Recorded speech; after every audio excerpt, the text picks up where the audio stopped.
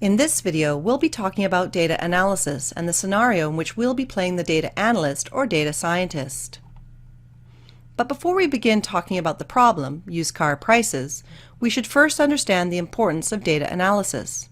As you know, data is collected everywhere around us, whether it's collected manually by scientists or collected digitally every time you click on a website or your mobile device. But data does not mean information.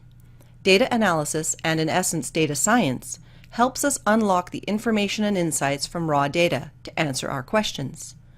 So data analysis plays an important role by helping us to discover useful information from the data, answer questions, and even predict the future or the unknown.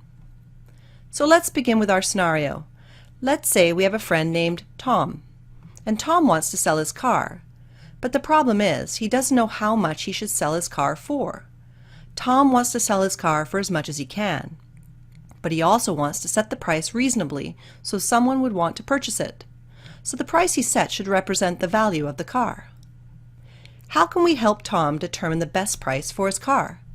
Let's think like data scientists and clearly define some of his problems. For example, is there data on the prices of other cars and their characteristics? What features of cars affect their prices? Color? Brand? Does horsepower also affect the selling price, or perhaps something else? As a data analyst or data scientist, these are some of the questions we can start thinking about. To answer these questions, we're going to need some data. In the next videos, we'll be going into how to understand the data, how to import it into Python, and how to begin looking into some basic insights from the data.